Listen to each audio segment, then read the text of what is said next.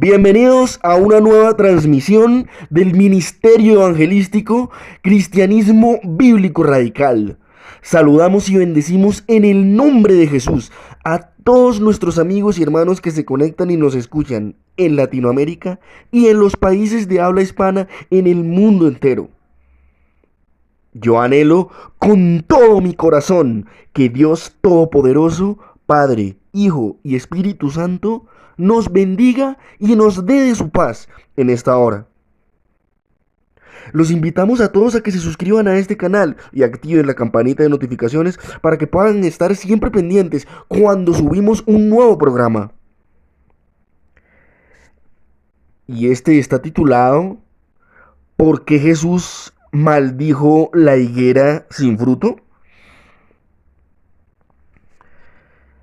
Este relato de Jesús maldiciendo a una higuera estéril se encuentra en dos evangelios diferentes.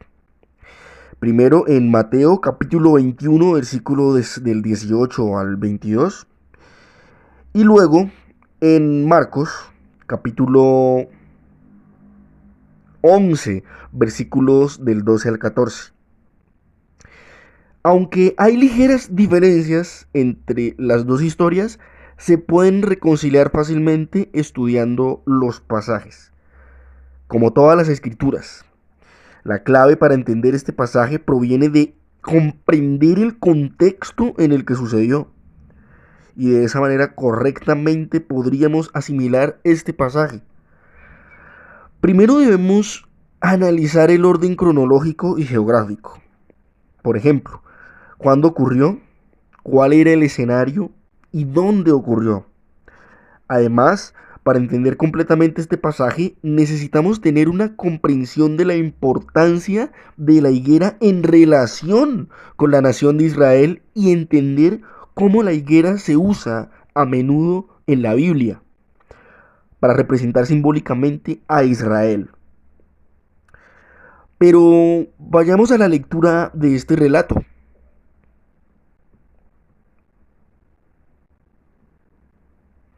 Ubiquémosla en Mateo capítulo 21. Mateo capítulo 21, versículos del 18 al 22, dice lo siguiente. Por la mañana, volviendo a la ciudad, tuvo hambre, y viendo una higuera cerca del camino, vino a ella, y no había fruto en ella, sino solamente hojas. Y le dijo, nunca más nazca fruto de ti. Y al acto, la higuera se secó. Viendo esto, los discípulos decían maravillados, ¿cómo es que se secó enseguida la higuera?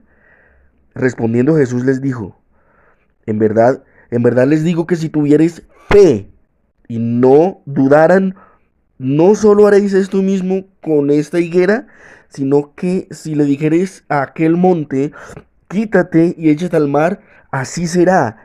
Todo lo que pidan en oración, creyendo, lo recibirán.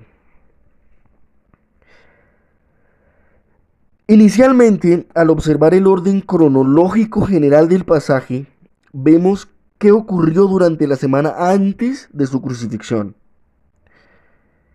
Jesús había entrado en Jerusalén un día antes entre las alabanzas y la adoración del pueblo judío que lo veía como el Mesías que iba a liberarlos de la ocupación romana. Ahora, al día siguiente, Jesús vuelve a estar en camino a Jerusalén desde donde se hospedaba en Betania. En su camino, tanto en Mateo como Marcos, registran que tenía hambre y vio a una higuera a lo lejos, que tenía hojas, pero que al llegar no encontró nada para comer, es decir, no había frutos. Descubrió Jesús que ésta no tenía nada y maldijo a la higuera diciendo, nunca jamás nazca fruto de ti. Mateo registra esta maldición y el marchitamiento de la higuera en una sola historia e incluye después que la historia de Jesús limpiando el templo explica lo que ocurrió durante el segundo día cuando volvían a Jerusalén desde Betania. Por supuesto, al ver al árbol marchito desde las raíces, los discípulos se asombraron, ya que normalmente hubiera llevado varias semanas. Habiendo revisado el orden cronológico de los acontecimientos, podemos comenzar a responder algunas preguntas que a menudo se hacen muchas personas en relación a este acontecimiento. Primero, ¿por qué Jesús maldijo la higuera si no era temporada o el tiempo para los higos? La respuesta a esta pregunta se puede determinar estudiando las características de las higueras.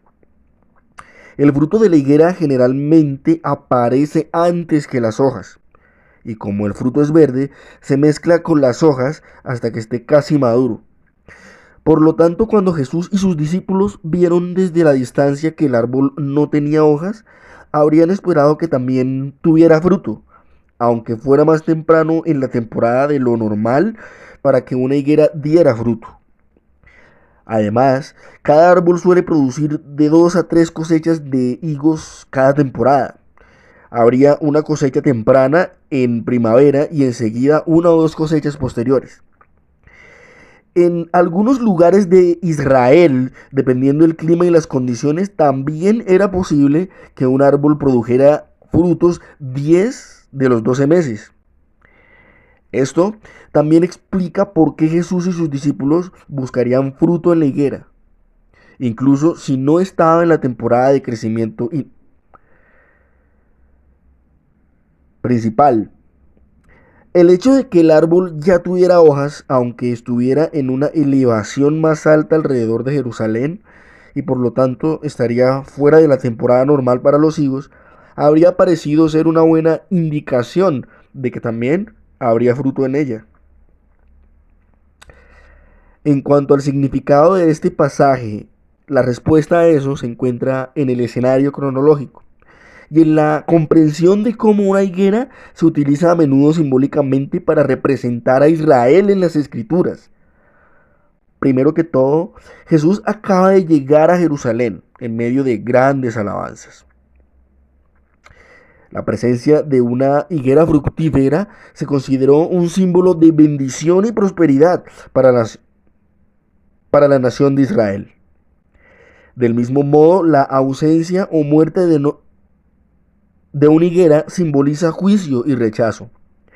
Simbólicamente, la higuera representaba la muerte espiritual de Israel, quienes, aunque eran muy religiosos externamente, con todos los sacrificios y rituales, estaban espiritualmente estériles debido a sus pecados.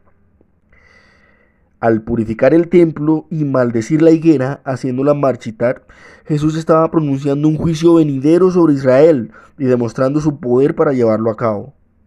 También enseña el principio de que la profesión y la observancia religiosa no son suficientes para garantizar la salvación, a menos que haya fruto de verdadera salvación, evidenciando fe en la vida de las personas.